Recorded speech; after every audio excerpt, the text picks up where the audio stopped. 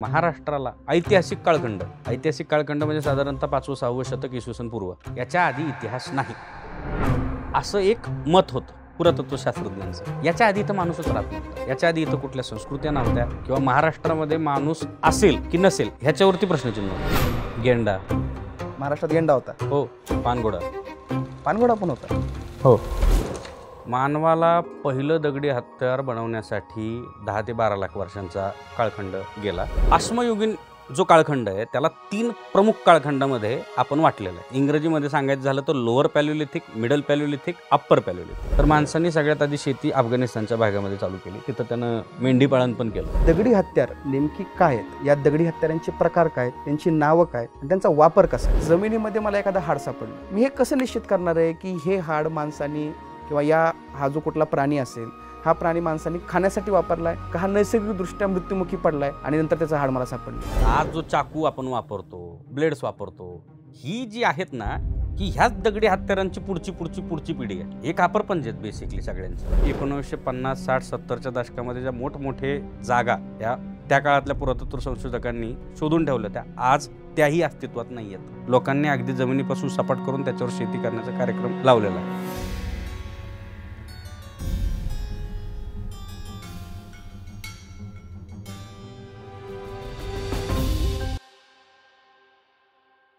मित्रांनो, आजचा विषय जरासा वेगळा आहे। या महाराष्ट्राचा इतिहास जो वैभवशाली इतिहास आपण पाहिलाय, ऐकलाय, वाचलाय, त्याच्याही आधी अगदी अश्मयुगीन कालखंड ज्याला आपण म्हणतो त्या कालखंडापासून या महाराष्ट्रामध्ये वास्तव्य करून असणाऱ्या मानवाची ही गोष्ट आहे। या काळामध्ये माणसांनी कुठल्या प्रकारची दगडी हत्यारांची निर्मिती केली, कशा प्रकारचं त्याचं जीवन होतं, तो कुठल्या प्रकारचे व्यवसाय करायचा, त्याचा उदरनिर्वाह कशा पद्धतीने व्हायचा, त्याची घरं कशी होती, त्याची वस्तीची स्थानं कशी होती। उत्खननाच्या स्वरूपामध्ये या महाराष्ट्राचा इतिहास किती वर्षांपर्यंत मागे जातो आणि या उत्खननामधून आपल्याला काय माहिती मिळते, ही दगडी हत्यार नेमकी कोणती आहेत, कुठली आहेत, त्यांचा वापर नेमका नक्की कसा केला गेला, या सगळ्या गोष्टींविषयी माहिती देण्यासाठी आज आपल्यासोबत आहे इतिहास संशोधक, पुरातत्व अभ्यासक आणि याचबरोबर या उत्खननाच्या माध्यमातून मानवी संस्कृतीचा एक वेगळा आणि अविभाज्य भाग असणाऱ्या दगडी हत्यारांना आपल्या समोर आणण्यासाठी ज्यानं या महाराष्ट्रामधल्या नगर जिल्ह्यामध्ये ज्यानं संशोधन केलंय असा संकेत नरवडे। संकेतने त्याचं मास्टर्स डेक्कन कॉलेजमधून पूर्ण केलंय, एमफिल झालंय आणि आता आर्किओलॉजी या विषयामध्येच डेक्कन कॉलेजमधून संकेत आपली PhD पूर्ण करतोय। संकेत, इतिहास कट्टर तुझं स्वागत आहे। धन्यवाद केतन। आपण खूप चांगले मित्र आहेत। हो, मी तुला खूप वर्षांपासून ओळखतोय आणि तुझं काम मी खूप जवळून पाहिलेलं आहे। मुळात तुझ्या कामाची व्याप्ती आणि तुझं जे काही या आर्किओलॉजीसाठी डेडिकेशन आहे ते निश्चितच माझ्यासाठी इन्स्पिरेशनल आहे।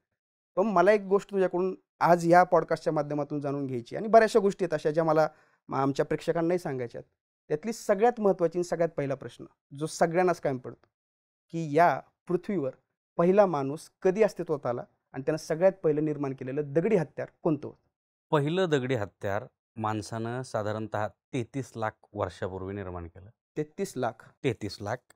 त्याचे एव्हिडन्सेस, त्याचे पुरावे जे आहेत ते आपल्याला लेक तुर्काना म्हणून केनियामध्ये एक जागा आहे, त्या ठिकाणी सगळ्यात पहिल्यांदा सापडले।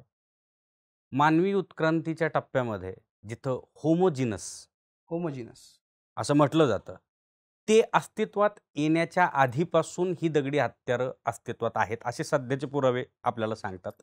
तेही साधारण 4 ते 5 लाख वर्षा आधीपासून।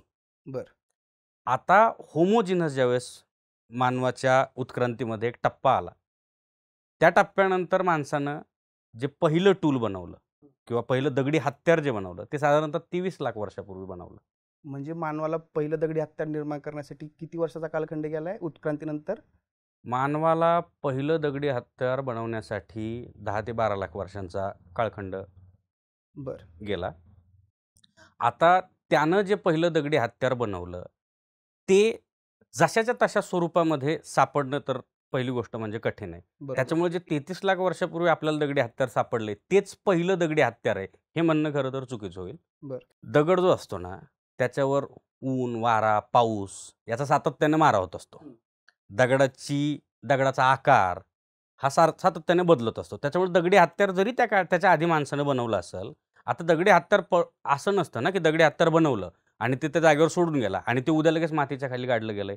ते होण्यासाठी हजारो वर्षांचा, 10,000, लाख वर्षांचा कालखंड लोटावा लागतो। तेव्हा कुठं जाऊन ते हत्यार पूर्णतः जमिनीखाली गाडलं जातं. आता ते तितके हजार वर्ष जमिनीच्या वरच असतं. बरोबर. तर मग त्याच्यावर ह्या ऊन, वारा, पावसाचा हा सातत्यानं मारा होणार आहे.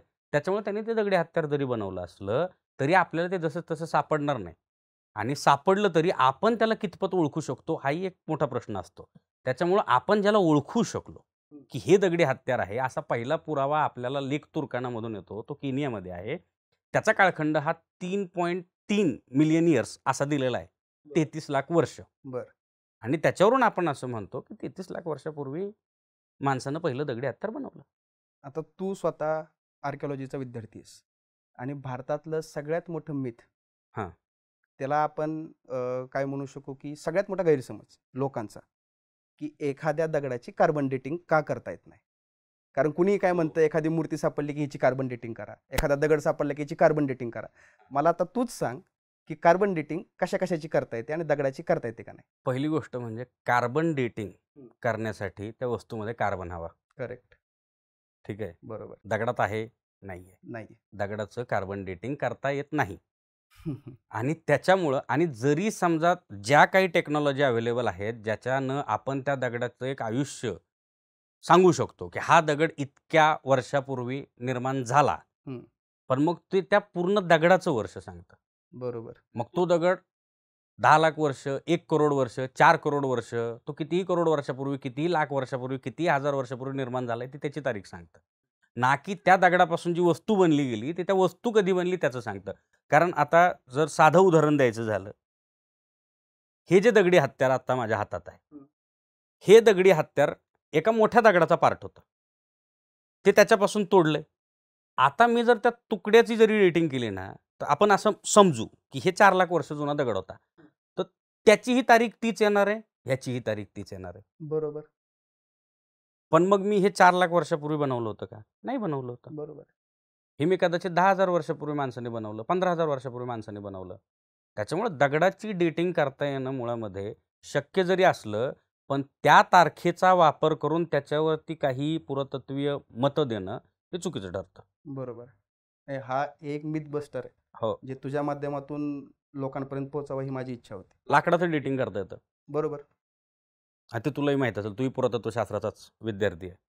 आपण लाकड ज्यावेळेस कापतो, त्याच्या आतली जी घेरे असतात, हो. ते घेरे मोजून आपण त्याची तारीख सांगतो. बरोबर. दगडात तसं काही नाहीये. दगड तोडला, त्याच्यात कुठला घेरा नाहीये, की ती घेरे बरोबर. मोजून मी सांगू शकतो, हा इतका जुना आहे, तो तितका जुना आहे. त्याच्यामुळं ते शक्य नाही. ते किंबहुना करता येत नाही. उद्या भविष्यामध्ये जाऊन जर उद्या अशी एखादी टेक्नॉलॉजी आली, की हा दगड त्याच्या मूळ दगडापासून कधी वेगळा करण्यात आला, असं जर सांगण्यात वैज्ञानिक यशस्वी ठरले, त्यावेळेस ते करता येईल. आत्ता तरी माणसाकडे तशी कोणतीही टेक्नॉलॉजी सुविधा उपलब्ध नाही. ओके. ठीक आहे. आता परत आपण आपल्या मूळ विषयाकडे येऊ. दगडी हत्यारांची निर्मिती ही 3.3 मिलियन इयर्स म्हणजे 33 लाख वर्षांआधी झाली किंवा आपल्याला तसे पुरावे आता उपलब्ध आहेत. उपलब्ध आहे त्याच्यावरून सध्या. आपण ते सांगतो. हो. पण ही दगडी हत्यार नेमकी काय आहेत? या दगडी हत्यारांचे प्रकार काय आहेत? त्यांची नावं काय आहेत? आणि त्यांचा वापर कसा आहे? आपण त्याच्या आधी सगळ्यात महत्त्वाचं म्हणजे एक गोष्ट समजून घेऊ.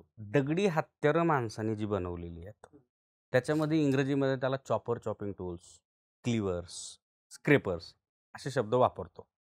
आता ह्या सगळ्यांचं जे मराठी नामकरण आहे, ते मला येत नाही. ठीक आहे. तर आता स्क्रेपर म्हणजे तासणी. ठीक. आता हे स्क्रेपर आहे. ओके. ठीक आहे. हे मिडल पॅलिओलिथिक आहे. मध्य पुराश्मयुगीन कालखंडामधलं एक हत्यार आहे. भारतामधलंच आहे. चंद्रपूरमध्ये आपल्याला सापडलेलं आहे. जागेचं नाव मी सांगू शकत नाही, कारण याच्यावरचा शोध प्रबंध अजून प्रकाशित नाहीये. ठीक. ठीक आहे. ही तासणी आहे त्या कालखंडामधली. हिचे उपयोग भरपूर असू शकतात. आता ह्याच्यावर एक टेक्नॉलॉजी वापरली जाते, जिचं नाव असतं यूज्ड वेअर ॲनालिसिस. त्या टेक्नॉलॉजीचा, त्या तंत्रज्ञानाचा वापर करून आपण हे दगडी हत्यार कशासाठी वापरलं होतं, हे पण सांगू शकतो. ओके. ठीक आहे. तर आता ही तासणी झाली. तर आपण ज्यावेळेस एकदम खालच्या स्तरामध्ये जातो, आता उत्खननाच्या. अश्मयुगीन जो कालखंड आहे, त्याला 3 प्रमुख कालखंडामध्ये आपण वाटलेलं आहे. बरं. सगळ्यात खालचा जो थर असतो, त्याला आद्यपुराश्मयुग म्हणतात. ओके. मधला आहे, त्याला मध्यपुराश्मयुग म्हणतात. वरचा आहे, त्याला मराठीमध्ये कदाचित माझी संज्ञा चुकू शकते, अप्पर पॅलिओलिथिक असं म्हणतात. इंग्रजीमध्ये सांगायचं झालं तर lower palaeolithic, middle palaeolithic, upper पॅलिओलिथिक. म्हणजे अश्मयुगीन कालखंडाचे 3 भाग. 3 भाग आहेत. नाही, अश्मयुगीन कालखंडाचे अजून पुढे भाग जातात. ओके. हे अश्मयुगीन कालखंडाचे जे 3 आहेत, पॅलिओलिथिक, मेझोलिथिक, निओलिथिक, ओके. हे 3 प्रमुख त्याचे भाग आहेत. पॅलिओलिथिक म्हणजे पुराश्मयुग, मेझोलिथिक म्हणजे मध्याश्मयुग, निओलिथिक म्हणजे नवाश्मयुग. ठीक आहे.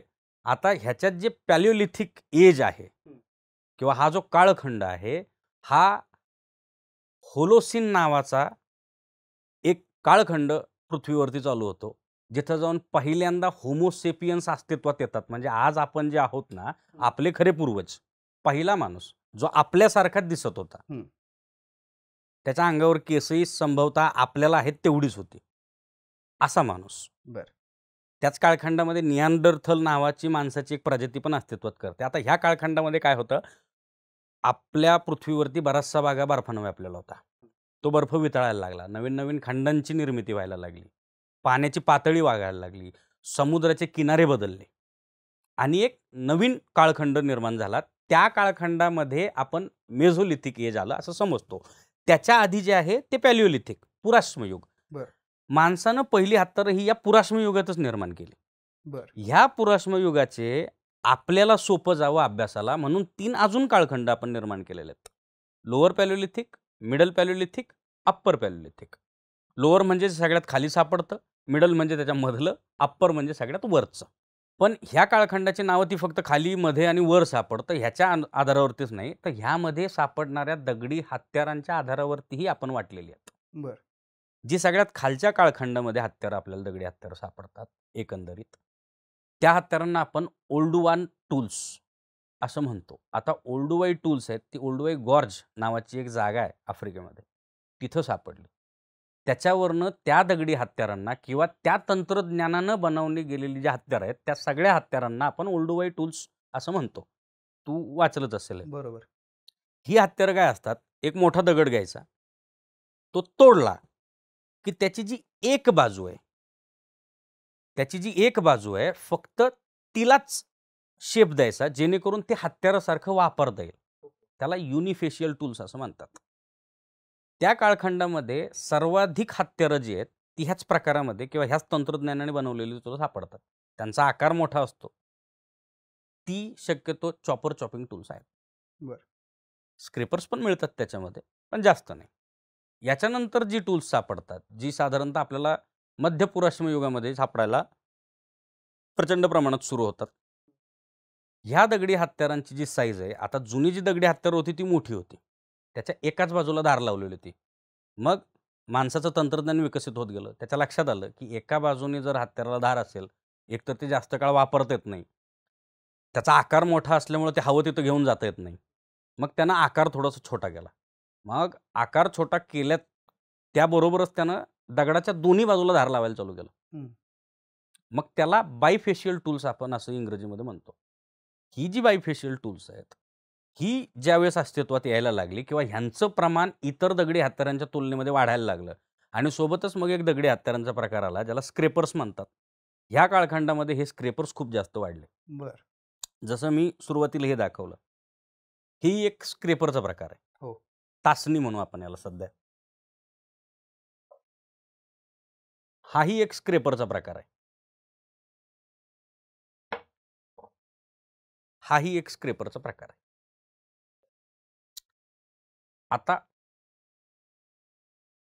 तू मराठीमध्ये मागाशी मला सांगितलं होतं काय म्हणतात त्याला, आंतरवक्र. आता हे जर व्यवस्थित पाहिलं तर माणूस आता दगडी हत्यारं वापरत कसं असेल, असा एक प्रश्न तुझ्या मनामध्ये सर्वसाधारण पडला असेल की चल हा आता दगडी हत्यारांबरोबर भरपूर बोलला, आता मी ह्याच्यावर अजून बोललो तर मग असं होईल की हे हत्यारं कशी आम्हाला दाखवा.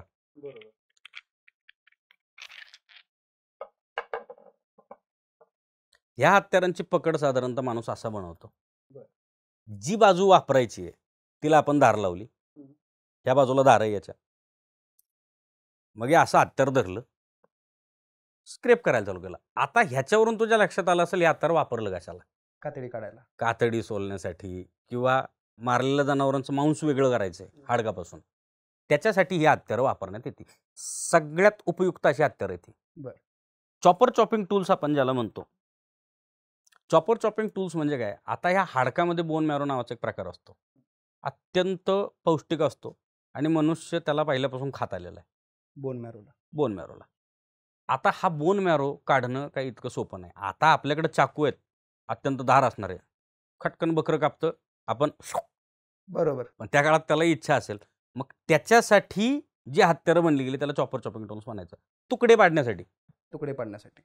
की जेणेकरून आपल्याला एकतर मांसाचे ते तुकडे छोटे झाले तर खाताही येतात. बरोबर.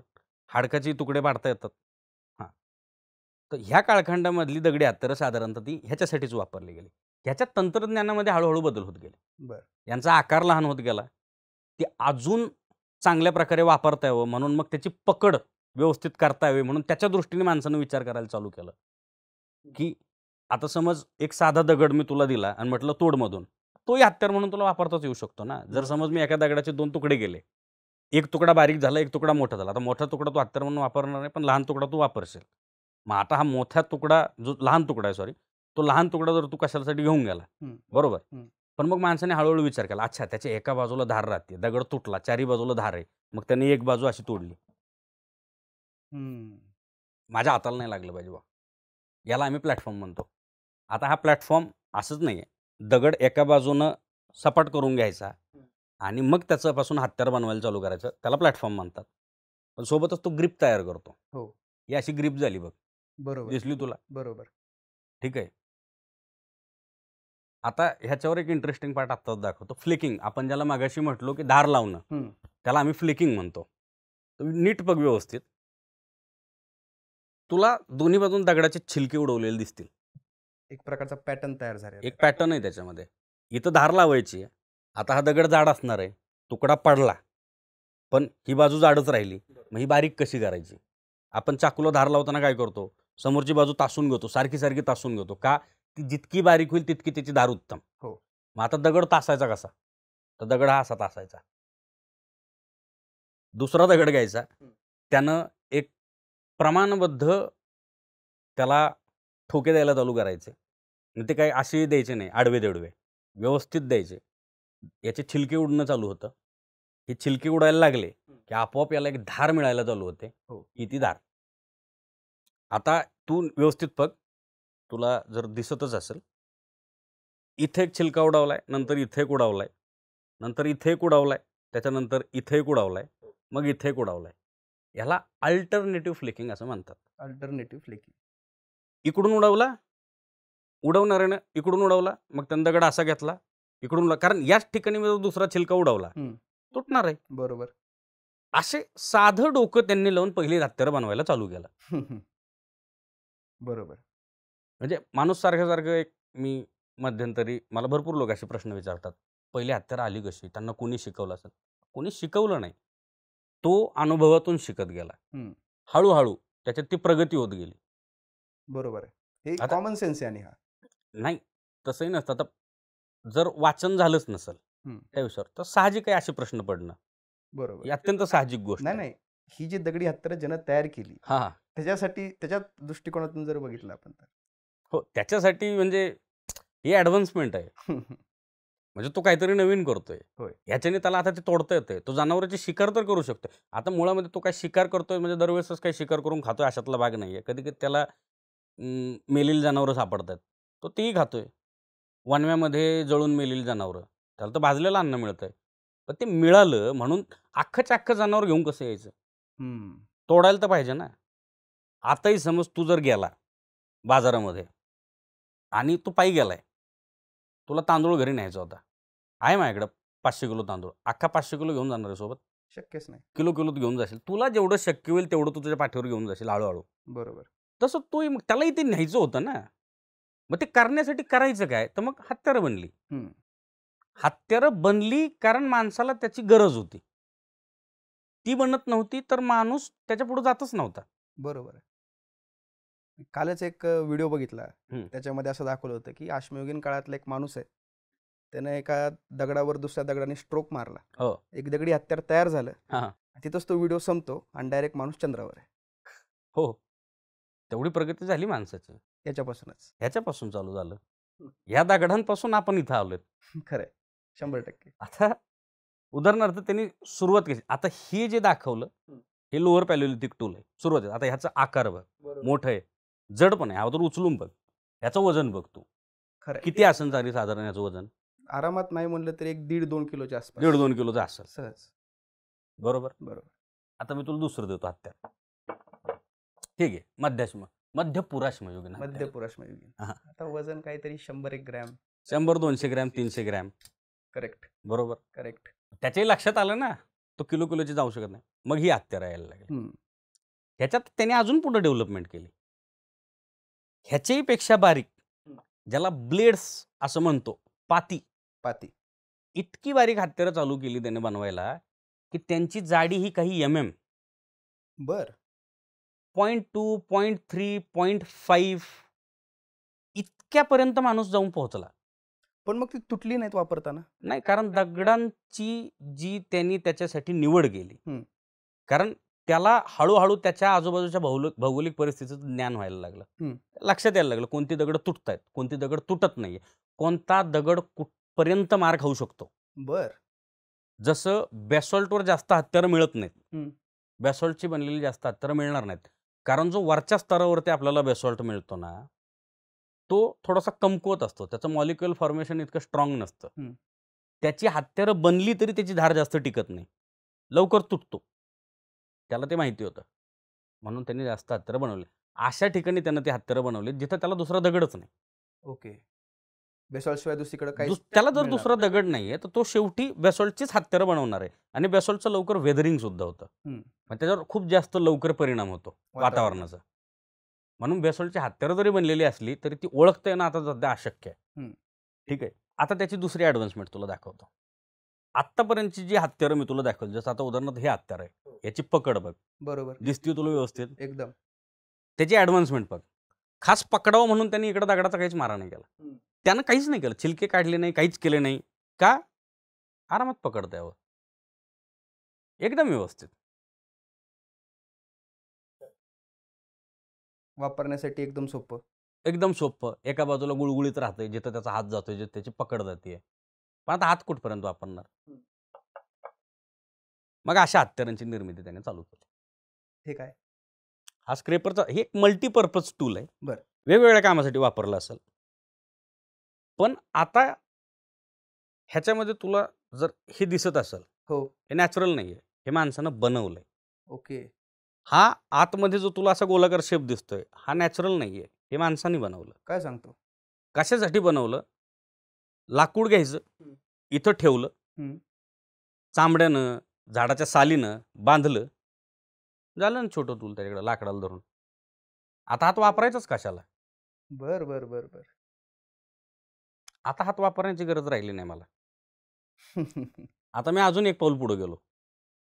मग ह्याच्याही पुढे अजून गेला तो माणूस, एकदम बारीक बारीक, इतकी बारीक की जी 2 सेंटीमीटर 5 सेंटीमीटर एवढ्याच लांबीची असतील. बर. ज्यांची जाडी मी जसं तुला मागं म्हटलं एकदम कमी असेल, पण इफेक्टिव्ह त्यांची रुंदी अजून कमी असेल. ह्या अशा हत्यारांची निर्मिती त्यांनी अप्पर पॅलिओलिथिक युगाच्या कालखंडामध्ये चालू केली. तिचं डेव्हलपमेंट, तिची ॲडव्हान्समेंट ही मध्याश्मयुगीन कालखंडामध्ये झाली, मेझोलिथिक एजमध्ये. आता दगडांचं सिलेक्शन पण मग त्यानं बदललंय. मग आता तो चर्ट, चॅल्सिडोनी जी प्रचुर प्रमाणामध्ये भारतामध्ये सापडतात, क्वार्टझाईट सापडतो, ह्याच्यापासून त्याने ते हत्यारं बनवायला चालू केली. ते जास्त टिकतात, ती कितीही बारीक तोडली तरी त्याच्यामध्ये क्रॅक्स येत नाही. बरोबर. त्यांनी ती बनवायला चालू केली. ती महाराष्ट्रातही प्रचुर प्रमाणात आहे ती दगड. त्याची हत्यारं आपल्याला मेझोलिथिकमध्ये अगदी कॉमन आहेत.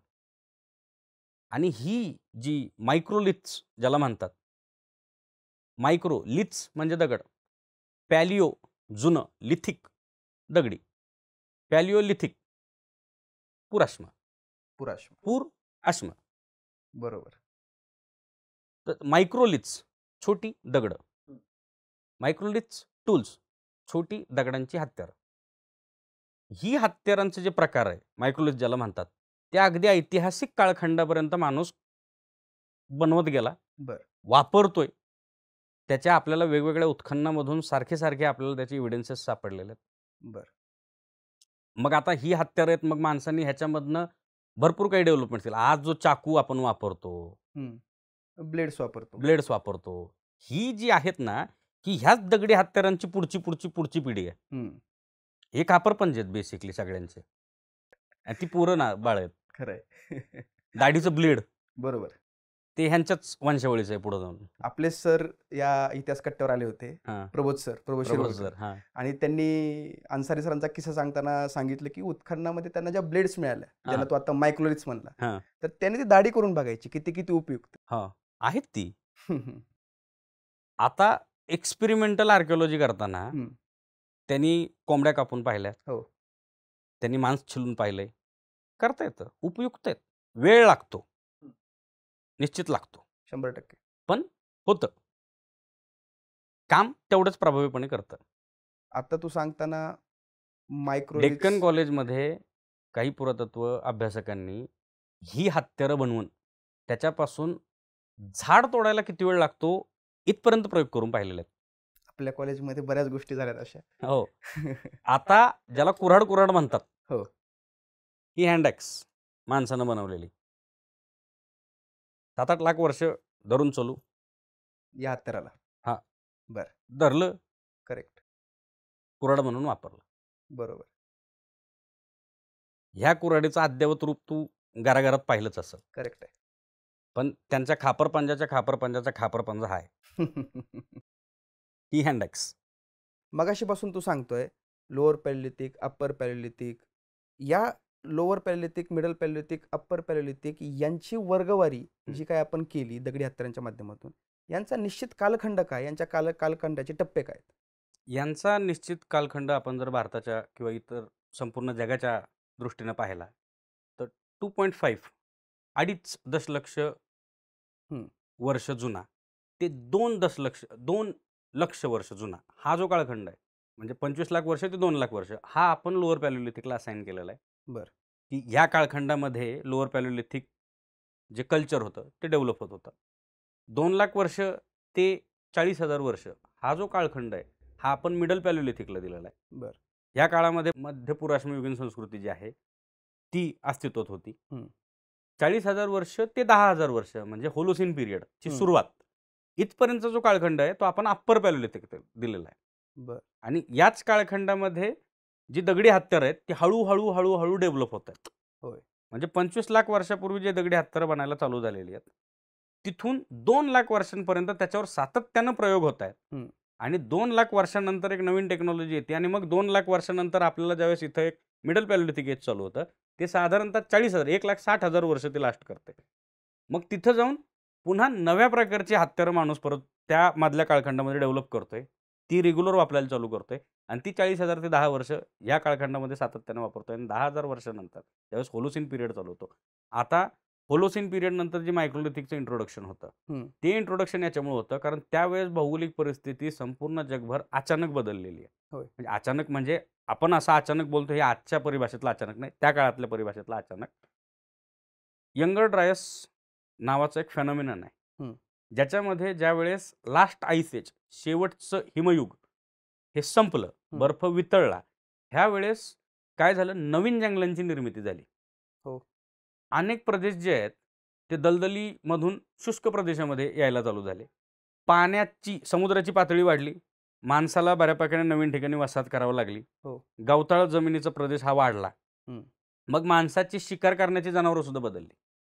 बरोबर. जंगल विरळ झाली. मग आता ज्याला जसे जे जुने शिकारीचे त्याचे जे टेक्निक्स होते ते त्याला चेंज करावे लागले. मग आता तो छोटी जनावरं पडायला लागला. आता मला सांग, हे हत्यार मी सश्यावर वापरू शकत नाही, शक्यच नाही. मग आता सश्यावर वापरण्यासाठी मला नवीन हत्यारांची गरज पडली आणि त्या दृष्टीनं अजून डेव्हलपमेंट झाल्या आणि मायक्रोलिथिक अस्तित्वात यायला लागले.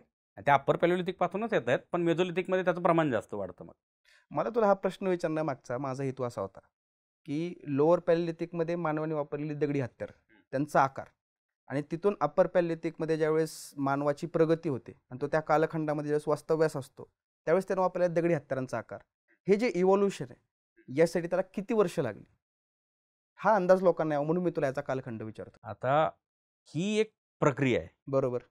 तीच प्रक्रिया आपल्याला तुझ्या माध्यमातून तिच्यामध्ये ओल्डुआन आणि ॲशुलियनचं साधं तुला इथं उदाहरण देतो. ओल्डुआन टेक्नॉलॉजी टूल्स आपल्याला मिळायला चालू होतात 2.3 मिलियन इयर्स. आणि ॲश्युलियन्सची टूल्स आहेत, बायफेशियल टूल्स, जी त्याच्या पुढचं जरा थोडीशी डेव्हलपमेंट आहे, ती मिळायला चालू होतात 1.7. 1.7 मध्ये किती काळखंड गेला? 0.6 बरोबर. मिलियन्स. किती वर्ष झाली ती? 6 लाख वर्ष. खरं.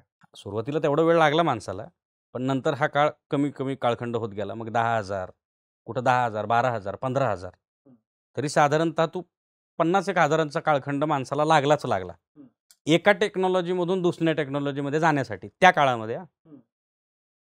कारण त्याच्याकडे तेवढा आपण असं म्हणू की तो करतोय डेव्हलपमेंट, पण ती थोडीशी स्टेडी हळूहळू आहे. ती काय अशी लगेच नाही होते. आता जर मी एक दगडी हत्यार आत्ताच बनवलंय, ठीक आहे, मला कळतंय की त्याच्यामध्ये मला बदलाची आवश्यकता आहे आणि मी हळूहळू बदल करतोय. होय. ठीक आहे. म्हणजे आता साधारण तुला एक उदाहरण द्यायचं झालं, त्यांनी केलीही असतील, पण एक पूर्णपणे आपल्याला दिसून ओळखू येऊ शकतो इतका बदल, म्हणजे आपण ज्याला बदल झाला असं म्हणू, तो जो काळखंड आहे ना, त्याला 10,000, 20,000, 30,000 वर्षांचा काळखंड गेलेला आहे. बापरे. म्हणजे ते असं रात्रीतून झालेली गोष्ट नाही आहे. करेक्ट आहे. आता होऊ शकतं आता मॉडर्न टेक्नॉलॉजीमुळे, त्यावेळेस नाही झालेलं. म्हणजे आता तू साधारण घे, माणूस ह्या आकाराचे हत्यार बनवतोय 1.7, 1.3, 1.2, 12 लाख वर्ष, 17 लाख वर्ष, 10 लाख वर्ष, 9 लाख वर्ष, आणि ही 5 सेंटीमीटरची पट्टी मोठी पडेल. एवढे छोटे हत्यार आहेत ही त्यांना 10,000 वर्षापूर्वी बनवायला चालू केली. हे नेमकं काय? ह्याला स्केल्स म्हणायचं. बरं. आता ज्यावेळेस दगडी हत्यार सापडतं ना, असाच जाऊन फोटो काढणं किंवा असाच जाऊन उचलता येत नाही ते. बरं. आता मुळात दगडी हत्यार कुठून कुठून मिळतात, तर एक प्रकार असतो सरफेस कलेक्शन, म्हणजे जमिनीवरती अशी पसरलेली असतात, तिथून उचलून आणायची. त्याचा काळखंड निश्चित करता येत नाही. आता ते टेक्नॉलॉजीवरून सांगता येतं की हे या काळखंडातली आहे, त्या काळखंडातली आहे.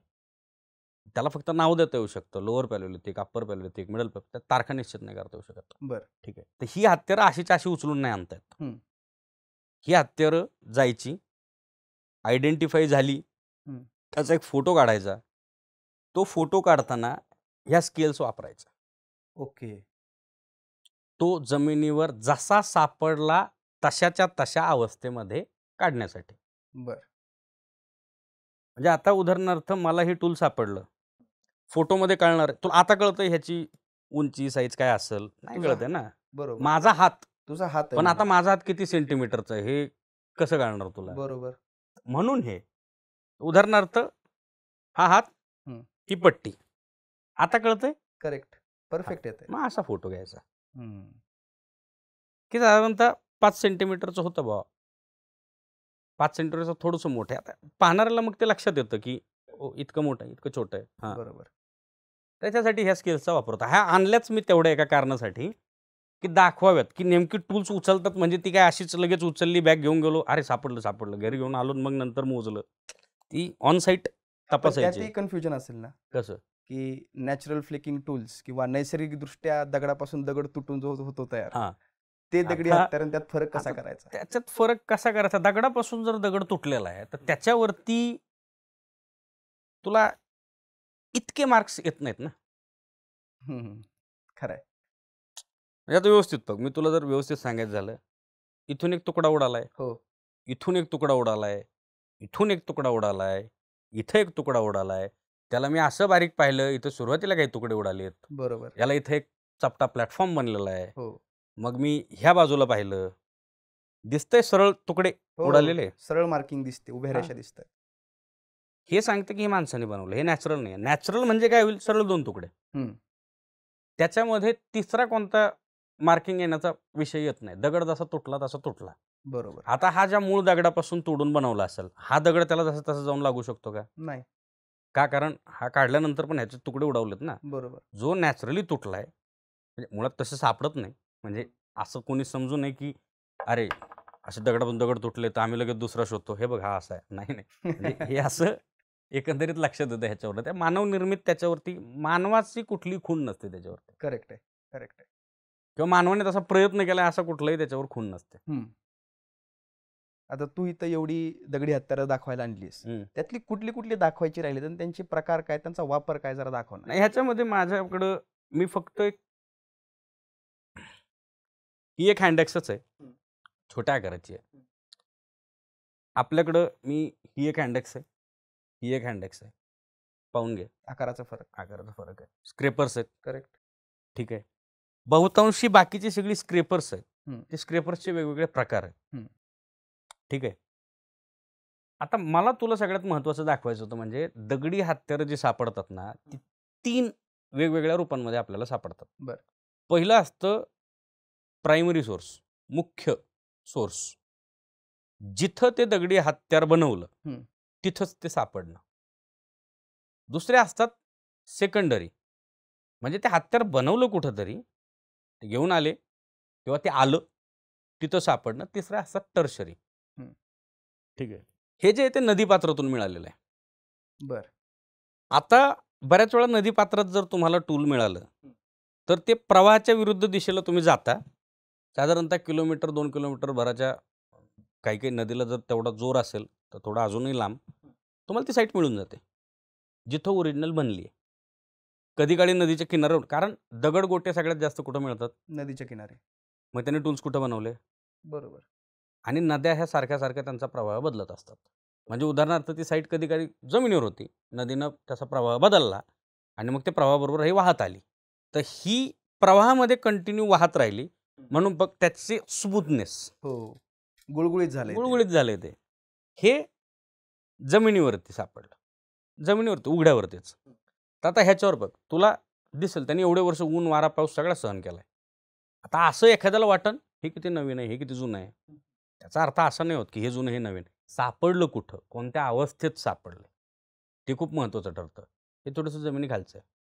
आता या दगडी हत्यारांना धरूनच मला एक तुला प्रश्न विचारायचा आहे की ज्या प्रकारे तू वेदरिंग कंडिशनमुळे झालेले दगडातले फरक किंवा त्याच्यावरच्या मार्किंग्स, त्याच्यावरचे जे काही इतर गोष्टी आहेत की ज्या महत्त्वाच्या आहेत त्या तू दाखवल्यास, तर ही दगडी हत्यारं निर्माण करणारी एखादी साईट किंवा एकाच ठिकाणी तुला ही दगडी हत्यारं तयार करणारा जो कोर दगड असतो तो आणि त्याच्यापासून तयार केलेले इतर हत्यारं, अशा प्रकारच्या काही महाराष्ट्रातल्या किंवा भारतातल्या कुठल्या साईट्स तुला माहिती आहेत का? महाराष्ट्रामध्ये जसं सांगितलं, बोरी आहे, बोरी, मोरगाव आहे, नेवासा आहे, पाटणे म्हणून नावाची जी जागा आहे जळगावमध्ये, जिथं आपल्याला शहामृगाची अंडी सापडली. शहामृगाची अंडी, आणि ज्यांचा काळखंड साधारणतः 50,000 वर्ष ते 40,000 वर्ष असं निश्चित केलेलं आहे. अप्पर पॅलिओलिथिक साईट आहे. बरं. नंतर आदम म्हणून एक जागा आहे, त्या ठिकाणी आपल्याला मध्याश्मयुगीन मेझोलिथिक हत्यार आपल्याला सापडलेले आहेत. बरं. ह्या 3 महाराष्ट्रामध्ये ह्या काळखंडावर जास्त उत्खनन झालेलं नाही. लोकांनी रिसर्च केलेला आहे.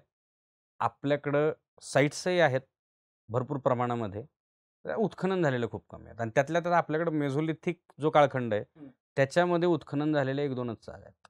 आपल्याकडे जागा सुद्धा नाही आहेत. त्याच्या आधीच्या आहेत, पण ह्याच अशा 4-5.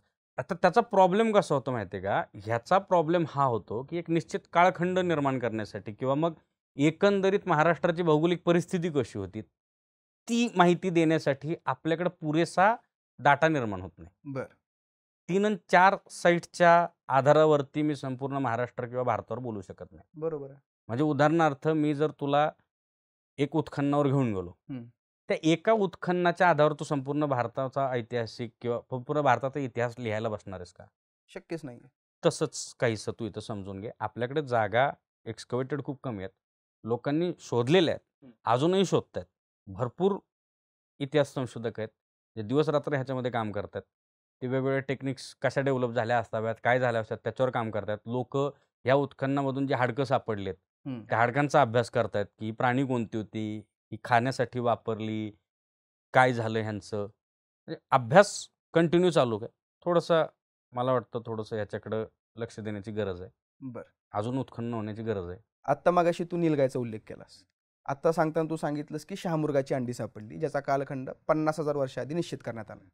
या महाराष्ट्रामध्ये असे कुठले प्राणी होते की जे या महाराष्ट्रात अस्तित्वात होते पण काळाच्या ओघात वातावरण बदलामुळे नष्ट झाले? अशा काही प्राण्यांची माहिती देऊ शकशील का? गेंडा. महाराष्ट्रात गेंडा होता? हो. पानघोडा. पानघोडा पण होता? हो. आपल्याकडे गेंड्याचे जे एव्हिडन्सेस आहेत, पुरावे आहेत, ते आपल्याकडं इनामगावच्या उत्खननापासून पण आहेत. त्याच्या शेजारी एक प्रीहिस्टॉरिक साईट आहे, तिथं आपल्याला काही फॉसिल्स सापडलेले आहेत. त्यानंतर आपल्याला काही चित्र सापडलेली आहेत, ज्याला पेट्रोग्लिप्स असं म्हणतात. बरं. जे दगडामध्ये कोरली जातात. हो. ती आपल्याला कोकणातल्या भागातून सापडलेली आहेत. बरोबर. जिथं गेंडे वगैरेंची चित्र काढलेली आहेत माणसाने आणि त्याचा काळखंड हा साधारणतः 10 ते 12,000 वर्ष असा निश्चित केलेला आहे. बरं. 10-12,000 वर्षापेक्षा जुनीच ह्या साईट्स आहेत. माणूस ह्याची चित्र काढतोय म्हणजे माणसाने ते प्राणी पाहिले होते. ऑब्व्हियसली. त्यांची हाडं सापडतात म्हणजे हाडं सापडतात म्हणजे ते प्राणी इथं होते. बरोबर. याच्यावरनं लक्षात येतं की कधी काळी महाराष्ट्रातली जी भौगोलिक परिस्थिती होती किंवा किमान जिथं ही सापडली तिथं दलदलीय प्रदेश होता. बरोबर. घनदाट जंगलांचा हा प्रदेश होता. त्याच्यामुळेच तर हे प्राणी इथं होते. हो. बरोबर. नंतरच्या कालखंडामध्ये वातावरणामध्ये हे बदल होत गेले. थोडंसं अजून शुष्क वातावरण महाराष्ट्रामध्ये निर्माण व्हायला लागलं. हे जे दलदलीय प्रदेश होते हे जवळजवळ संपायला लागले आणि मग हे प्राणी पण इथून निघून गेले. संपले, निघून गेले, दुसरीकडे स्थलांतरित झाले. ती प्रोसेस आहे. ती प्रोसेस आहे. आता या दगडी हत्यारांकडे बघितल्यानंतर आपल्याला एक लक्षात येतं की या कालखंडामधला जो माणूस आहे तो आपल्या उदरनिर्वाहासाठी या प्राण्यांना मारायचा, प्राण्यांना खायचा. खातोय. मग तिथून ही सेटल लाईफ जी आज आपण जगतोय ही कन्सेप्ट नेमकी कशी इव्हॉल्व झाली की माणूस समूहाने कसा राहू लागला? माणूस त्याही काळात समूहानच राहतोय पण त्याच्या समूहाची संख्या छोटी आहे, कमी आहे, लिमिटेड आहे. कारण तो जास्त संख्या वाढवत नाही कारण तेवढ्यांचं उदरनिर्वाह करणं त्याला शक्य होणार नाही. बरोबर. कारण तो पूर्णतः शिकारीवर, कंदमुळांवर अवलंबून आहे. माणूस सेटल्ड लाईफ जे तू म्हणालास ती जगायला सुरुवात करतो ज्यावेळेस तो शेती करायला चालू झालाय. ओके. साध्या शब्दात झालं की माणसाला शेती कशी करायची हे कळालं. माणूस समूहानं राहण्यापेक्षा मी याला म्हणतो एका कॉम्प्लेक्स सोसायटीचं निर्माण होण्याला चालू झालं त्यावेळेस. बर. आणि हा काळ कधीचा आहे? निओलिथिक. त्याच्याविषयी सांगणार जरा. तो काळखंड चालू होतो. निओलिथिक म्हणजे नवाश्मयुग. जिथं हे जे हँडेक्स मी दाखवलं ना त्याचं अजून ॲडव्हान्स्ड व्हर्जन निर्माण व्हायला चालू झालं. माणूस या कालखंडामध्ये शेती करतोय पहिल्यांदा. आता ही जी शेती आहे ती पहिली आपल्याकडे एव्हिडन्सेस आहेत लेव्हंट रिजन. बरं. तिथं नाहीत. त्याच्यानंतर जर आपण भारतीय उपखंडाचा जर विचार केला संपूर्ण म्हणजे अगदी अफगाणिस्तानपासून जर घ्यायचा तर माणसांनी सगळ्यात आधी शेती अफगाणिस्तानच्या भागामध्ये चालू केली. तिथं त्यानं मेंढीपालन पण केलं. बरं. शेतीसोबत पशुपालन हे पण माणसाला अवगत झालंय त्याच वेळेस त्याच साधारणतः. आणि ह्याचा कालखंड जातो साधारणतः 11,000 12,000 वर्ष, काही काही ठिकाणी 14-15,000 वर्ष. भारतामध्ये लहूरदेवा नावाचं जागा आहे जिचा कालखंड 9,200 वर्ष जुना आजच्या तारखेनुसार. बरं. तिथं भारत म्हणजे आजचा भारत साधारणतः त्या कालखंडामध्ये शेती चालू व्हायला झालेली आहे. भात सगळ्यात आधी माणसाने पिकवलाय त्या ठिकाणी, राईस. महाराष्ट्राचं जर म्हणशील तर महाराष्ट्रामध्ये जी पहिली शेती माणसाने निर्माण केलेली आहे ती सावळदा कल्चर, सावळदा संस्कृतीमध्ये आपल्याला सगळ्यात आधी त्याचे एव्हिडन्सेस सापडतात की महाराष्ट्रातला माणूस शेती करतोय. बरं. 2600 वर्ष BC म्हणजे आजचे 2100 ते 2600, 4,500 त्या दरम्यान माणूस शेती करतोय. तिथं तो ज्वारी वगैरे पिकवतोय. माणसानं शेती वेगवेगळ्या भागामध्ये वेगवेगळ्या कालखंडामध्ये करायला चालू केलेलं आहे. कुठंतरी कोणीतरी चालू केली, हळूहळू ती टेक्नॉलॉजी स्प्रेड होत गेली. ती हळूहळू आपल्यापर्यंत पण आली. ज्याला जशी समजली, ज्याला जशी उमगली त्यानं तशी चालू केली. आणि मग त्याच्यानंतर ह्या सोसायटी आपण ज्याला समाज म्हणतो त्या रचनेची व्यवस्था, त्या समाज रचनेची व्यवस्था तिथून निर्माण व्हायला चालू झाली. कारण आता जर शेती करायची तर तुम्हाला हे काम फक्त काय दोघा तिघांचं नाहीये. करेक्ट आहे.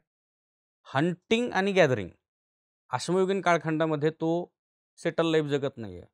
तो भटकंतीचं आयुष्य जगतोय. त्याच्याकडे 2च कामधंदे आहेत. उदरनिर्वाह करण्यासाठी एक तर शिकार करणे किंवा कंदमुळं गोळा करणे. बरोबर. आता ह्या कामासाठी त्याला काय खूप जास्त त्याचा जो समूह आहे त्याच्यामध्ये त्याला इतके जास्त पार्ट्स करणं गरजेचं वाटत नाहीये. एक समूह शिकार करायला जातो तर एक समूह कंदमुळं गोळा करायला जातोय किंवा ते मिळून करतात. पण ज्यावेळेस शेती चालू होते त्यावेळेस आता त्याला वेगवेगळ्या स्किल्सची गरज आहे. ते स्किल सेट असणाऱ्या माणसांची गरज आहे. आता त्याला एक डेडिकेटेड ग्रुप पाहिजे जो पूर्णतः शेतीवर लक्ष देईल. मग एक समूह. पण आता शेती चालू केली म्हणजे माणूस अचानक त्याने ते हंटिंग सोडली, शिकार सोडून दिली असं त्याचा अर्थ होत नाही. म्हणजे माणसाने त्याच्या आहाराचे जर आपण एव्हिडन्सेस काढले तर अजूनही माणूस बव्हंशी आहार जो आहे त्याचा हा शिकारीतूनच मिळवतोय. शेतीवर त्याचं पूर्णतः तो अवलंबून नाही आहे. आजही आपण शेतीवर पूर्णतः अवलंबून नाही आहेत. बरोबर. म्हणजे आज त्या प्रमाणामध्ये आज आपलं शेतीवर अवलंबून असणं हे जास्त आहे. पण त्या काळखंडामध्ये ते नव्हतं. माणूस हा शिकारीवरच जास्त अवलंबून आहे. शेतीवर थोडासा कमी अवलंबून आहे. तर यावेळेस मग आता माणूस कामं देतोय मग. तू हे कर रे, तू हे कर रे. म्हणजे असं झालं नाही, सांगतोय मी. तू हे कर, तू हे कर, तू हे कर. आणि मग आता ही सगळी लोकं सोबत राहतात. आणि मग इथनं समाजरचनेची निर्मिती होते. गावांची गावांची खेड्यांची. निर्मिती होते.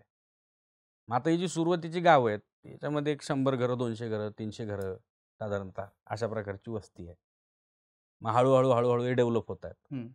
मग आता हे डेव्हलप होतात तर कसे होत आहेत? माणूस आता शेती करतोय. आता तो काहीतरी पिकवतोय. बरोबर. ते काहीही असो, भात असो, ज्वारी असो, बाजरी असो किंवा इतर मिलेट्स असो, बरं. तणधान्य असो. ही जी तो पिकवतोय, ही पिकवल्यानंतर त्याच्या गावाची, त्याच्या ज्या समूहाची भूक आहे, ती भागवल्यानंतर जे वर उरतंय, सरप्लस, त्याचं करणार काय? स्टोरेज कसं करणार? तुझ्याकडं स्टोरेज नाही आहे ना. मग स्टोरेज करायचे, त्याच्यासाठी मृद भांडांची निर्मिती व्हायला चालू झाली. अच्छा.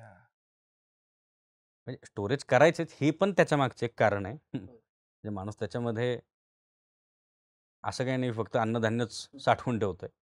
पण तिथं मृद भांडांची पहिली निर्मिती चालू होते. हे ती गरज भासली त्यांना. पुष्कळ प्रमाणामध्ये.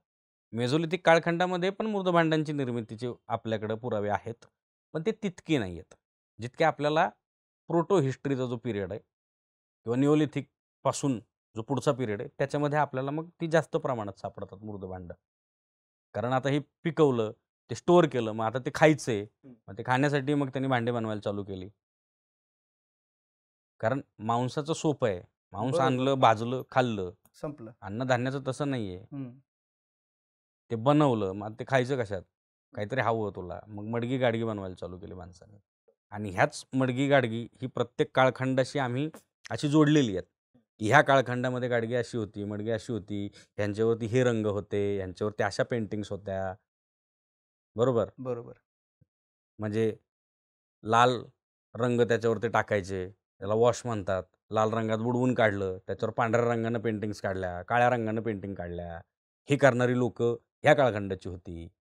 नंतर त्याच्यावर चॉकलेटी रंग लावणारी आणि त्या चॉकलेटी रंगावर पांढऱ्या रंगामध्ये पेंटिंग काढणारी ही लोकं वेगळी आहेत. ही ती नाही आहेत. मग असे आपण काळखंड निश्चित केलेले आहेत. बरं. आणि अशा प्रकारे ती जी मडकी गाडगी सापडतात तर तिथून आपण ते काळखंड शोधून काढतो. बरं. साधारणतः अशाच प्रकारे डेटिंग असतं. पण तरीही बायोलॉजिकल ऑब्जेक्ट्स लागतात. ज्यानं ॲब्सोल्यूट डेटिंग केलं जातं. त्याच्या माध्यमातून करेक्ट डेट आपल्याला हो. मिळते. आता या गोष्टीला तू सांगत होतास त्यावेळेस तू सांगितलं की शेतीच्या या उत्पत्तीमधून किंवा शोधामधून मानव एक आत्ताची जशी आपली समूह रचना आहे तसा करून राहू लागला. गावखेड ही जी आपली आजची कन्सेप्ट आहे तशा प्रकारची कन्सेप्ट त्यावेळेस उदयास यायला सुरुवात झाली. मग हा मानव त्यावेळेस ज्या घरांमध्ये राहायचा त्या घरांची रचना कशी होती? आयताकृती घरं आपल्याला माळवा संस्कृतीच्या काळखंडापासून महाराष्ट्रात सापडतात. माळवा. सावळदामध्ये आपल्याला जी काही घरांची माहिती सापडते, गोलाकार अंडाकृती घरं आपल्याला सापडतात. बरं. आता ही जी गोलाकार अंडाकृती घरं आहेत ना, साधारण जमिनीचा एक भाग निश्चित करायचा, इथं मला राहायचंय. मग ती जमीन ठोकून घ्यायची, सारवून घ्यायची. सारवून घेतल्यानंतर त्याच्या चारही बाजूनी कूड, चिपाड किंवा आपली जी आपण त्याला काय म्हणतो? मातीने लिंपून घेतलेल्या. नाही. जे काड्या वगैरे पडलेल्या असतात बारीक-बारीक. त्या अशा जोडून घ्यायच्या आणि त्याला मातीने लिंपायचं. सराट्याच्या काट्या. आणि मग त्याच्यावरती एक छप्पर टाकायचं कोनिकल. ही सर्वसाधारण सुरुवातीच्या काळखंडामधली महाराष्ट्रातली घरं. काही ठिकाणी जे आपल्याला पुरावे सापडतात ना, या ठिकाणी जमिनीत खड्डा घेऊन घर बांधलेलं आपल्याला सापडतं. जमिनीत खड्डा घेऊन? हां. तर आता जमिनीत खड्डा घेतला म्हणजे 2 गोष्टी होतात. जमीन समतळ करायला अजून सोपं जातं. बरोबर. वर दगडे पसरलेले असतात. दगडं निघून गेली, तुला मऊ माती सापडली म्हणजे पाठीला आराम झाला. थोडंसं खड्डं झालं, मग ह्या खड्ड्यामध्ये माणूस राहतो आणि त्याचा सगळ्यात मोठा फायदा म्हणजे आता तुला तेवढ्या उंचीच्या भिंती नाही बांधावं लागत. समज मी अर्धा 2 फूट खालीच गेलो, तर वरती जे 2-3 फूट बांधायचे एक्स्ट्रा होते ते वाचले ना माझे. बरोबर. माती पण आली, तीच माती वापरून लिंपलं मी घर. बरोबर. सेफ. आयताकृती जी घरं आहेत, आज जे ग्रामीण भागात राहतात आणि आपल्या लहानपणी सप्पर नावाची एक संकल्पना होती. हो. सप्पर. हो. साधारणतः छाती एवढ्या उंचीच्या भिंती, बरोबर. डोक्यावरून पाणी 3.5 फुटापेक्षा जास्त उंची नसायची त्या भिंतींची. करेक्ट.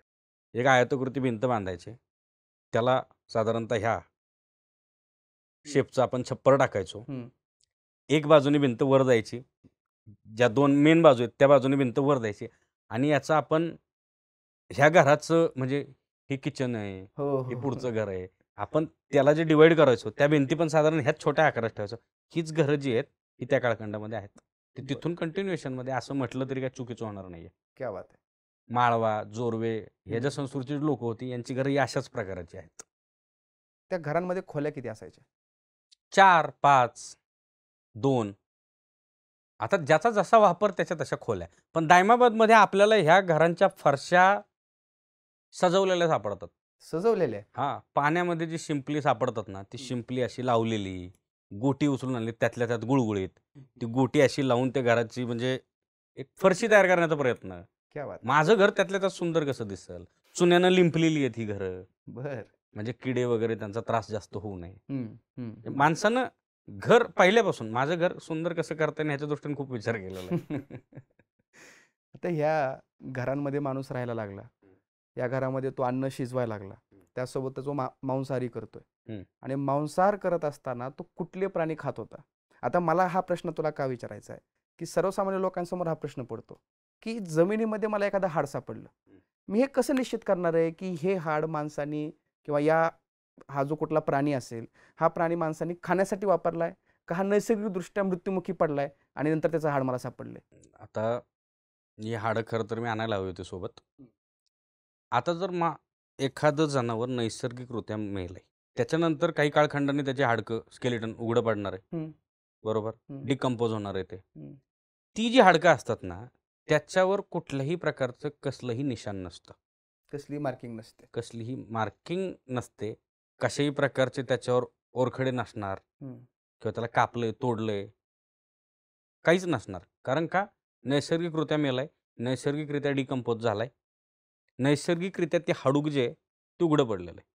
आता तिथं जर मी एखादा प्राणी मारला म्हणल्यावर मी त्याला कापणार, त्याचं जे हाड आहे आणि मांस आहे ते वेगळं करण्यासाठी जसे हे स्क्रेपर्स आहेत अशा प्रकारचे हत्यारं वापरणार, चामडं काढणार, हे काढणार. हे करताना त्या बोन्सवरती, त्या हाडांवरती ओरबडे उठणं, त्याच्यावर मार्किंग्स येणं, त्याला बुचर मार्क्स म्हणतात. तोडतानाचं बुचर मार्क्स वेगळं असतं, मांस वेगळं करतानाचं जे मार्क्स असतात ते वेगळे असतात. तिथून ते कळतं की हे जनावर माणसानं खाल्लं की नैसर्गिकरित्या मेलं होतं. खाल्लं म्हणजे त्याला तुला तोडण्याचे, मारण्याचे, जाळण्याच्या खुणा येणारच आहेत, बरोबर. त्या आल्या म्हणजे माणसानं खाल्लं, त्या नसल्या नाही खाल्लं. तू किती उत्खनन केलीस आतापर्यंत? 5. कुठं? मी एक आसामला गेलो होतो, पण माझं पहिलं जे उत्खनन आहे ते मी 2015 साली उदयपूरच्या पासून एक जागा आहे, गिलुंड, एक उत्खनन झालेली जागा होती, त्याच्या शेजारी पचमता एक नावाची जागा होती, ज्याला आमच्याच कॉलेजचे सर जे आधी इथे येऊन गेले, प्रबोध शिरवळकर सर, त्यांच्या गायडन्स गायडन्स म्हणण्यापेक्षा त्यांनी मला सर्व शिकवलं तिथं. पहिलं माझं उत्खनन ते. त्याच्यानंतर माझं मास्टर्स संपल्यानंतर मी आसामला गेलो होतो एका उत्खननासाठी. त्याचा अजून रिपोर्ट पब्लिश नाही झालेला, ठीक आहे. त्याच्यानंतर अजून एका ठिकाणी गेलो होतो, ते मी गेलो होतो विदर्भामध्ये. विदर्भामध्ये फुफगाव नावाची जागा आहे, आर्किओलॉजिकल सर्व्हे ऑफ इंडिया तिथं उत्खनन करत होतं, तिथे एक उत्खनन झालं. त्याच्यानंतर फणीगिरी नावाची एक जागा होती आंध्र प्रदेशमध्ये, जी की बुद्धिस्ट मोनेस्ट्री होती, तिथे एक उत्खनन केलं. त्याच्यानंतर आत्ता रिसेंटली मागच्या वर्षी मी उत्तर प्रदेश आणि नेपाळ ह्या बॉर्डरवरती एक जागा आहे जिचं नाव आहे बनरसिंहा कला, तिथं उत्खनन केलं होतं. ही 5 उत्खनन तू केलीस. हो. आणि एक पुरातत्वाचा विद्यार्थी, पुरातत्व शास्त्राचा विद्यार्थी म्हणून ज्यावेळेस तू उत्खनन करतो त्यावेळेस आपल्यासमोर टार्गेट असतं की आपल्याला खापराची तुकडी मिळायला पाहिजे. कारण बाकी काही मिळू न मिळू खापराची तुकडी ही आपल्यासाठी फार महत्वाची राहतात. खापराचे तुकडे आपल्यासाठी अत्यंत महत्वाचे. कशामुळे जरा तू सांग. जे मागाशी सांगितलं तेच त्याचं कारण आहे. ह्या कापरांच्या तुकड्यांच्या आधारावरच आपण प्रायमरी डेटिंग करतो. बरोबर. कंपॅरेटिव्ह डेटिंग म्हणतो आपण त्याला. आता ही काही निश्चित तारखा सांगत नाहीत. एक ढोबळमानाने कालखंड देतात. म्हणजे आता समज जर मी एखादी जागा शोधतोय, कोण राहतो तर काय राहतो मला काहीच माहित नाहीये. खोदता खोदता जर मला काही गाडगी सापडली, आता जी आधीची उत्खननं झालेली आहेत, तिथून जी माहिती माझ्याकडे आहे, तिथून जो डाटा माझ्याकडे आहे, मी कम्पेअर करतो ना मग. अच्छा, ही संस्कृती तर होती.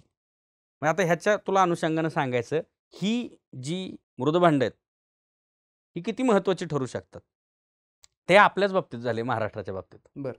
1940चा जो कालखंड आहे, 40-50चा जो कालखंड आहे, असं समजण्यात येत होतं की महाराष्ट्राला ऐतिहासिक कालखंड, ऐतिहासिक कालखंड म्हणजे साधारणतः 5वं-6वं शतक इसवी सन पूर्व, बरोबर. याच्या आधी इतिहास नाही, असं एक मत होतं पुरातत्वशास्त्रज्ञांचं.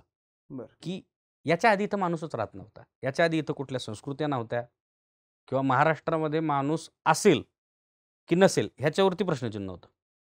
एम एन देशपांडे नावाचे एक पुरातत्वशास्त्रज्ञ होते. ते प्रवरेच्या नदीच्या काठावर फिरत होते. फिरत असताना त्यांना जोरवे नावाचं एक गाव सापडलं. तिथं त्यांना जी मातीची भांडणं सापडली ना, त्यांच्या लक्षात आलं ही मध्ययुगीन नाही आहेत. मग काही ऐतिहासिक कालखंडामधली मातीची भांडी त्यांनी पुन्हा एकदा अभ्यासली. त्यांच्या लक्षात आलं की ऐतिहासिक पण नाही आहेत. मग त्यांनी तिथं खोदलं आणि खोदल्यानंतर महाराष्ट्रातल्या पहिल्या ताम्रपाषाणयुगीन संस्कृतीचा शोध लागला. क्या बात. हे त्याच्यामुळंच. आता जर असं समज की ह्या तुकड्यांचा, खापराच्या तुकड्यांचा अभ्यासच त्यांच्याकडे नसता किंवा त्यांनी म्हणजे जसं तू मला म्हणालास त्याचं महत्त्व काय, जर हे माणूस आपण करत नसतो पुरातत्वशास्त्रज्ञ, तर ती जागा त्याच्यापेक्षा जुनी आहे असं अनुमान त्यांनीही बांधलं नसतं. बरोबर आहे. ती आमची बॅकबोन आहे. का नाही होतो आमचा. जसं दगडी हत्यारांच्या शिवाय अश्मयुगीन कालखंड नाही, तसं निओलिथिक नंतर पॉटरी नाही म्हणजे जरा अवघडच होतं. ते पाहिजेच नाही. दायमाबाद नावाचं एक गाव आहे हो. आपल्या नगर जिल्ह्यातलं. हो. त्या दायमाबादला काही ब्रॉन्झ प्रतिमा सापडल्या होत्या. त्याला आपण आजच्या या भाषेमध्ये ॲक्सिडेंटल डिस्कव्हरी म्हणतो. ही ॲक्सिडेंटल डिस्कव्हरीचा हा किस्सा तुझ्याकडून मी ऐकलेला आहे. त्याच्याविषयी जरा सांग ना.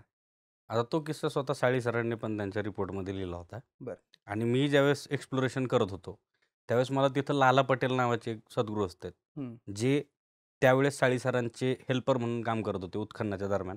त्यांच्या तोंडून पण मी ऐकला. तर त्या काळामध्ये महाराष्ट्र शासन पट्ट्याची जमीन द्यायचं बरं. ज्यांच्याकडे जमिनी नव्हत्या त्यांना. तर तशाचमध्ये भिल्ल समाजाची एक व्यक्ती होती ज्यांच्याकडे जमीन नव्हती, म्हणून महाराष्ट्र शासनानं त्यांना तिथं एक 2 एकरचा पट्टा दिला होता आणि तो पट्टा त्या दायमाबादच्या जमिनीवर होता. आता पैसेही नसतील म्हणून ते तिथं झाडं हाताने तोडायला गेली होती. एक झाड तोडत असताना त्यांना ही 4 ब्रॉन्झेस त्या मुळासकट वर आली. बरं. आता त्याचा गमतीदार किस्सा असा आहे, ज्यावेळेस ती ब्रॉन्झेस वर आली त्यावेळेस त्याचा आणि सोन्याचं साधर्म्य पाहून त्यांना वाटलं आपल्याला खजिना सापडलाय. त्यांनी ती उचलली. पडेगाव शेजारचं गाव आहे. पडेगावपासून ते श्रीरामपूरला पळाले. तिथे एका सोनाराच्या दुकानात गेले. म्हणाले मला हे सापडलंय. सोनाराने ते तपासलं. तो म्हटलं हे ब्रॉन्झ आहे, हे काय सोनं नाहीये. पण त्या दरम्यानच्या कालखंडामध्ये त्याला पोलीस उचलून घेऊन गेलेत. मग त्यानं कॉन्टॅक्ट केला त्या सोनारानं साळी सरांना. साळी सर तिथं आले. ते ब्रॉन्झेस पाहिले. ब्रॉन्झपासून बनलेल्या त्या 4 मूर्त्या आहेत. त्याच्यामध्ये एक आपल्याला हत्ती आहे, एक गेंडा आहे, एक म्हैस आहे आणि एक बैलगाडी सदृश्य वाहनामध्ये बसलेला माणूस आहे. बरं. ती खेळणी असावीत असं संशोधकांचं मत आहे, कारण त्याला खाली चाक बसवण्याच्या जागा आहेत. ओके. आणि त्यातल्या काही मूर्त्यांना चाक सुद्धा आहेत. आता ह्या मूर्त्या त्या नॅशनल म्युझियममध्ये आहेत सध्या. दायमाबाद ब्रॉन्झेस ह्या नावानं त्या प्रसिद्ध आहेत दिल्लीला. दिल्लीमध्ये. बरं बरं. पूर्णतः ब्रॉन्झच्या बनलेल्या या मूर्त्या आहेत. आता त्या काळखंडामध्ये महाराष्ट्रामध्ये तुला ब्रॉन्झचे माइन्स नाही आहेत. ब्रॉन्झ बाहेरनं येते आपल्याला. सर्वसाधारणपणे हे गुजरात राजस्थानच्या भागातून येत असावं किंवा माळवा मध्य प्रदेशचा भाग आहे तिथून आपल्याला ती येत असावं. पण त्या आल्यात. फक्त त्यांचं असोसिएशन हे कोणत्या संस्कृतीशी करायचं ह्याच्यावरती एक तात्विक चर्चा ही नेहमीच होत आलेली. ते सापडल्यापासून आहे ते आजतागायत आहे. बरं. पण तो किस्सा मात्र एवढा गमतीदार आहे. गमतीदार किस्सा आहे तो, की तो चुकून सापडला. तो बिचारा आपलं झाड कापत होता. त्याच्या डोक्यात असणार की हे झाड कापून झालं की मी इथं एक मस्त शेती चालू करतो. पण त्या ब्रॉन्झेसमुळं त्या भागाचा इतिहासच बदलला. तिथं उत्खनन केलं आणि साळी सरांनी त्याच ठिकाणी ट्रेंच टाकला. पण ट्रेंचमध्ये त्यांना अजून ब्रॉन्झेस सापडतील अशी अपेक्षा असावी, पण त्या काय सापडल्या नाही. त्या 4 ब्रॉन्झेस त्या तेवढ्याच काय सापडल्या त्या सापडल्या दायमाबादमध्ये. दायमाबादमध्ये परत कधीच ब्रॉन्झ सापडला नाही. ब्रॉन्झ सापडलं, ब्रॉन्झच्या मूर्त्या मूर्त्या सापडल्या सापडल्या नाहीत. हां. अच्छा. असा तो एक गमतीशीर किस्सा आहे. आता तू स्वतः नगरचा आहे. हो. दायमाबाद नगरचं त्याच्यावरून आठवलं मला की तू स्वतः नगरचा आहेस. हां. आणि तुझं मास्टर्स आणि एम.फिल दोन्ही डेक्कन कॉलेजमध्ये झालंय, आर्किओलॉजीमध्ये झालंय. तुझा आर्किओलॉजीमध्ये मास्टर्स करत असताना किंवा एम.फिलला असताना तुझा जो विषय तो नगर जिल्ह्याशी निगडीत आहे. हो. तू नेमकं कुठल्या विषयावर संशोधन केलंय? नगर जिल्ह्याचा असा कुठला एक विषय आहे की ते घेऊन तुला संशोधन करावं वाटलं? मी पुरातत्वशास्त्राचा अभ्यास करत असताना प्री हिस्ट्री हं. हा सेगमेंट सुरुवातीला निवडला होता. बरं. प्री आणि प्रोटो. हं. नगरमध्ये मी जे काम केलं एम.फिलच्या दरम्यान, त्या संशोधनाचा विषय होता prehistoric settlement pattern in upper Sina basin. बरं. सीनेचे जे 3 मुख्य स्रोत आहेत, पिंपळगाव उजनी, जेऊर आणि जामगाव. हं. या 3 ठिकाणापासून सीना ज्या ठिकाणी मिळते, तो जो एक पट्टा निर्माण होतो, त्या पट्ट्यामध्ये मानव वसाहत करत होता का? त्या दृष्टीने मी अभ्यास केला होता. त्या ठिकाणी मला एकंदरीत 17 जागा सापडल्या होत्या, ज्या मध्याश्म युगाशी निगडीत होत्या. ह्या भागामध्ये मेझोलिथिक, मायक्रोलिथिक टूल्स ही मला प्रचंड प्रमाणात सापडली. त्याच्याशी निगडीत असलेल्या मला एकंदरीत 17 जागा सापडल्या होत्या. हं. 17 पैकी 7 जागा हे संशोधन प्रसिद्ध करण्याच्या आधीच संपून गेल्या. त्याच्यामुळे मला त्या माझ्या लिखाणामध्ये लिहिता आल्या नाही किंवा संशोधनामध्ये मांडता आल्या नाही. 10 जागा मी मांडल्या. बरं. ह्या ज्या 7 जागा आहेत, त्या कुठं कोण घर बांधत होतं, काही ठिकाणी सरकारी रस्ते होत होते, काही ठिकाणी मायनिंग सारखी ॲक्टिव्हिटी होत होती.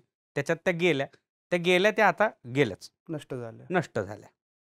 दुर्दैवाची गोष्ट. ही दुर्दैवाची गोष्ट आहे. पण महाराष्ट्रामध्ये सध्याची जी परिस्थिती आहे, शेतीच्या बाबतीमध्ये जी नवीन-नवीन टेक्नॉलॉजी आलेली आहे आणि लोकांकडे जी आर्थिक संपन्नता आलेली, त्याच्यामुळं हे जे दुर्दैव आहे, ते पुरातत्वशास्त्राला ग्रहणासारखं लागलेलं आहे. अगदी 1950, 60, 70च्या दशकामध्ये ज्या मोठमोठे जागा त्या काळातल्या पुरातत्व संशोधकांनी शोधून ठेवल्या होत्या, आज त्याही अस्तित्वात नाही आहेत. लोकांनी अगदी जमिनीपासून सपाट करून त्याच्यावर शेती करण्याचा कार्यक्रम लावलेला आहे. आणि ह्या जागा प्रोटेक्टेड नाहीत. ज्या ठिकाणी उत्खनन झालं, त्या ठिकाणी केंद्र सरकार किंवा राज्य सरकार आपल्या परीनं ह्या जागा प्रोटेक्ट करण्याचा पूर्ण प्रयत्न करतं. मात्र अशा ज्या रिपोर्टेड साईट्स असतात, जिथं कुठल्याही प्रकारचं उत्खनन झालेलं नाहीये, या ठिकाणी कसलंही प्रोटेक्शन नसतं. ह्या जागा ह्या लोकांच्या मालकी हक्काच्याच असतात. हे काही सरकारी जमीन नसतात ज्याच्यावर लोकं अतिक्रमण करतात. ह्या त्यांच्या मालकी हक्काच्या जागा असतात. आणि त्या ठिकाणी ती आज नाही तर उद्या शेती करणारच होती. ती करतात. ज्याच्या मालकीची जागा आहे तिथं घर बांधतो. बऱ्याच वेळा ह्या सरकारच्या जमिनीच्या मालकीच्या जागा असतात. तिथं सरकार काहीतरी करतं. मग ह्या जागा नष्ट होतात, त्या नष्टच झाल्या. पुढच्या पिढीला अभ्यासण्यासाठी तिथं काही शिल्लक राहत नाही. आता ह्याचं उदाहरण द्यायचं झालं तर बोधेगाव नावाची एक जागा आहे. ही दायमाबादपासून साधारणतः 6 किलोमीटर पूर्वेकडे असणारी जागा होती. आणि तिथूनच एक साधारणतः 15 किलोमीटरच्या पत्त्यामध्ये फत्तेबाद नावाची एक जागा होती. फत्याबाद. बरं. या दोनही जागांवर साळी सरांनीच स्वतः पांढऱ्या मातीची टेकडं ज्याच्यामध्ये ताम्रपाषाण युगीन संस्कृतीचे आपल्याला अवशेष सापडतात, अशा 2 जागा त्यांनी स्वतः सांगितल्या होत्या. पण आज जर तू गेलास, त्या दोन्ही गावांमध्ये पांढऱ्या मातीची टेकडं नावाला सुद्धा नाही आहेत. बापरे! फत्याबादचा जो माउंड आहे, त्या ठिकाणी शेती झाली आणि त्याच्यामध्ये लोकांचा दोष नसतो. म्हणजे ह्याच्यामध्ये लोकांची चूक आहे अशातला भाग नाहीये. आता जर समज मी तुझ्या मालकीला तुला 5 एकर जमीन आहे. आज तुझ्याकडं आर्थिक स्थैर्य आलं, तर तू तिथं शेत करणारच आहे. आणि जर तुला पुरातत्वशास्त्र किंवा पुरातत्वशास्त्र आहे काय हे जर माहीत नाहीये, तर त्या ठिकाणी जी खापराची तुकडे सापडतात, तुला त्यांचाही काही अर्थ नाहीये ना. तुझ्यासाठी ती दगडं आहेत, माती आहेत, खापराची तुकडे आहेत. उचलली फेकून दिली. बोधेगावचा जो माउंड आहे, तो आजूबाजूला जी वीटभट्ट्या आहेत किंवा लोक जुन्या काळामध्ये लिंपायला, सारवायला ह्या पांढऱ्या मातीचा उपयोग करायचे. ती घेऊन गेली. ते माउंट संपले. गुडघ्याभर उंचीचा माउंट तिथं बोधेगावला आज आहे. तो कधी काळी नष्ट झालाय. जो कधी काळी दायमाबादचा माउंट एवढाच उंच होता. साधारण किती? साधारण तो 20-30 मीटरचं डिपॉझिट असायला पाहिजे होतं रेकॉर्ड्सनुसार. बाप पण तो गुडघ्या एवढाच आहे. फत्त्याबादचा तर तो गुडघ्या एवढा पण नाहीये, तो गायबच आहे. जोर्वेची जागा स्थानिक लोकांनी, इनामगावची जागा स्थानिक लोकांनी स्वतःच्या परीनं, कारण त्यांना माहीत झालं म्हणून त्यांनी ती वाचवली. दायमाबादची जागा जी आहे ती प्रोटेक्टेड आहे. ती सरकारनेच प्रोटेक्ट केलेली आहे. म्हणजे आता तू इनामगावला तू माझ्यासोबत आला होतास, बरोबर. तुला आठवत असेल. त्या स्थानिकांनी काय सांगितलं की त्यांनी शासनाला पत्र लिहिलंय की आम्हाला तुम्ही एक थोडासा निधी द्या, आम्हाला ह्या साईटला एक बाउंड्री टाकायची, बाउंड्री वॉल, की जेणेकरून जी आजूबाजूची शेत जमीन होती किंवा जे पण तिथं झाडं तोडण्याचे वगैरे प्रकार होतात ते थांबवण्यात आम्हाला यश यावं म्हणून द्यावं. आता सरकार पण त्याच्या परीने पूर्ण मदत करतं. बरोबर. पण हे अवेअरनेस क्रिएट झाला पाहिजे. हा अवेअरनेस क्रिएट होण्याची गरज आहे.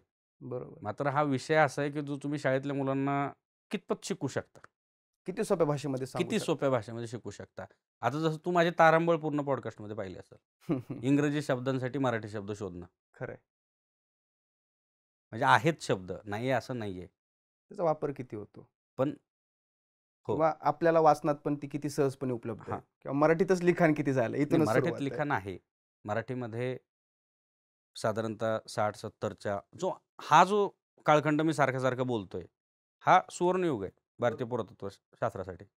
सांकले सरांनी, एस बी देव सरांनी लिखाण करून ठेवलेलं आहे. पण त्याच्यानंतर लिखाण झालेलंच नाहीये. ते निश्चितच तुझ्या माध्यमातून होईल, मी अपेक्षा करू शकतो ती.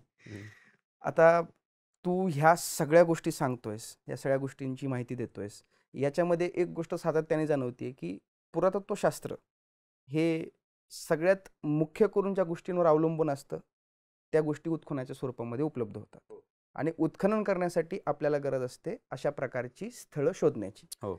तू स्वतः मास्टर्सला असताना, एमफिलला असताना अशा प्रकारची स्थळं शोधली आहेस. तू स्वतः साईट्स शोधण्यासाठी तशा प्रकारचा सर्वे केलेला आहेस, जे तू आत्ता पण सांगितलंस एमफिलच्या डेझर्टेशनसाठी.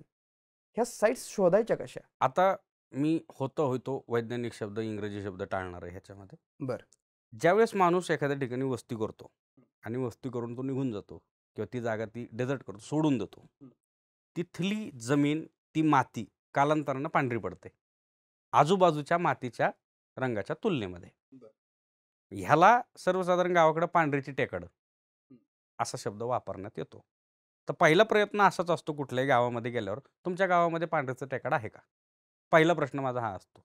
आणि तो पण त्यात वयस्कर लोकांना किंवा जी लोक सातत्यानं गुरं चरायला आजूबाजूच्या डोंगराळ भागामध्ये जात आहेत त्यांना. की अशी पांढरीची टेकड तुमच्याकडे आहेत का? मग जर ते हो म्हणाले, माझा दुसरा प्रश्न, तिथे खापराचे तुकडे सापडतात का? खापराचे तुकडे सापडतात का?